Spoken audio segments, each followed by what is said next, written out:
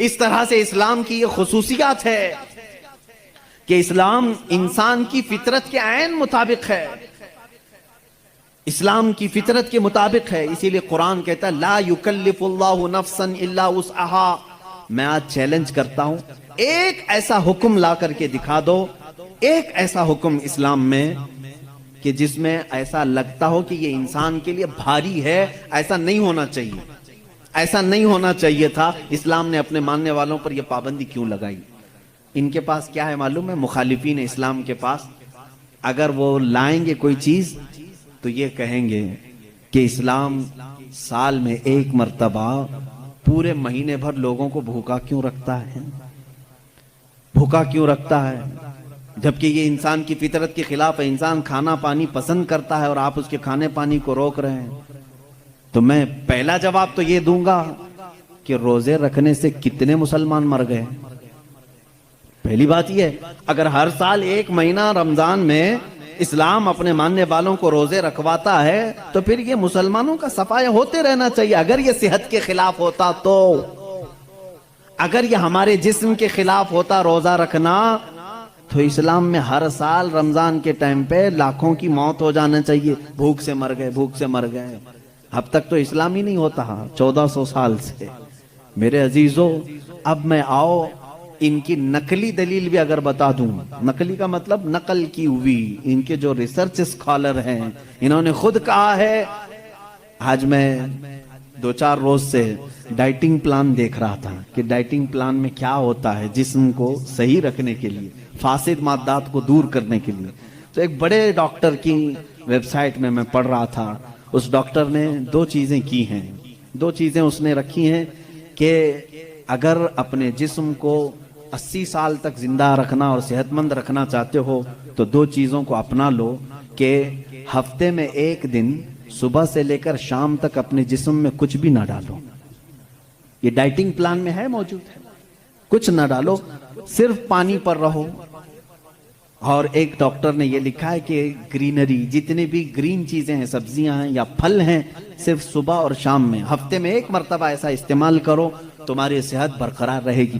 Times of India, Hindustan کا بڑا چلنے والا اخبار ہے، اس کے پیج میں بھی موجود ایک ریسرچ شائع کی گئی تھی جس میں ایک ڈاکٹر کا یہ دعویٰ تھا، ہمارا ڈاکٹر نہیں، پھر اگر کوئی مسلمان ڈاکٹر اعلان کرتا تو پھر ایک طرفہ والی بات ہوتی۔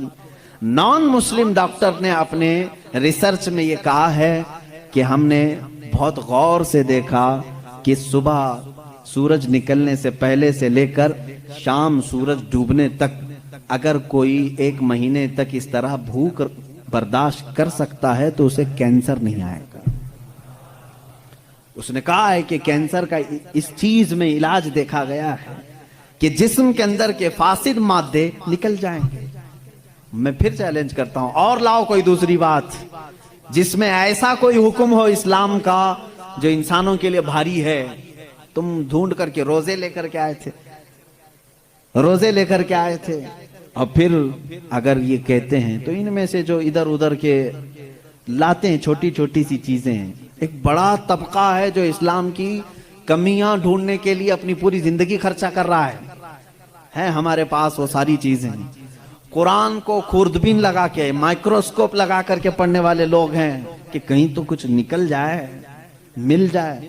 ارے میاں، یہ کام تو عرب والے بھی کر چکے اس وقت، ان کو نہیں ملا، تم جاہلوں کو کیا ملے؟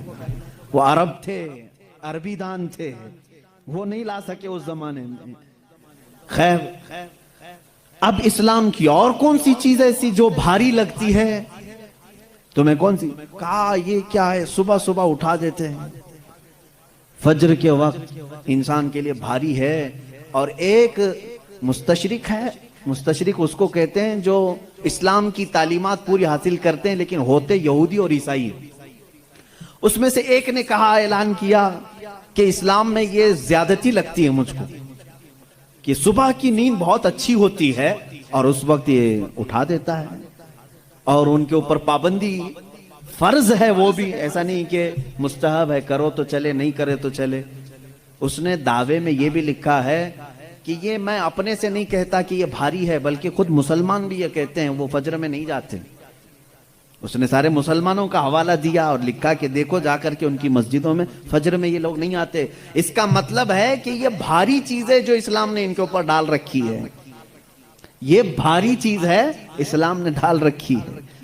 مجھے اسی وقت فوراً یہ کلک ہوا کہ ٹھیک ہے، یہ تو ان لوگوں کی سستی اور کاہلی ہے جو انہوں نے اپنے طور پر اپنے جسم کو ایسا بنایا ہے، ورنہ فریش رہنے والے ہر انسان کو ہم نے دیکھا ہے کہ وہ فجر میں جاگنگ کے لیے نکلتا ہے. جو فریش رہنے والا ہے، جو اپنے جسم کو تندرست رکھتا ہے، ڈاکٹرز ہوں یا دیگر جو بڑے بڑے طبقے کے لوگ ہوں، سب کو ہم نے دیکھا کہ آپ ایکسرسائز کے لیے سب سے سوٹیبل وقت کون سا سمجھتے ہیں تو کہتے ہیں فجر کا وقت. صبح ٹھنڈی ہوا ہوتی ہے، جسم کے اندر بہت اچھی فیلنگ آتی ہے. میرے عزیزوں بتاؤ، آخر اسلام نے اپنے ماننے والوں پر احسان کیا ہے یا زیادتی کی ہے؟ یہ اسلام چاہتا ہے کہ یہ فریش رہیں، اپنی طبیعت کو خوشحال رکھیں. بلکہ وعدہ بھی یہ کیا گیا ہے کہ جس نے فجر کی نماز پڑھی اللہ تعالیٰ پورے دن اس کو مصیبتوں سے محفوظ کرے گا. فرشتے اس دن کا رزق اسے دے کر برکتیں ساتھ دے کر کے جاتے ہیں. تم کہتے ہو یہ زیادتی ہے.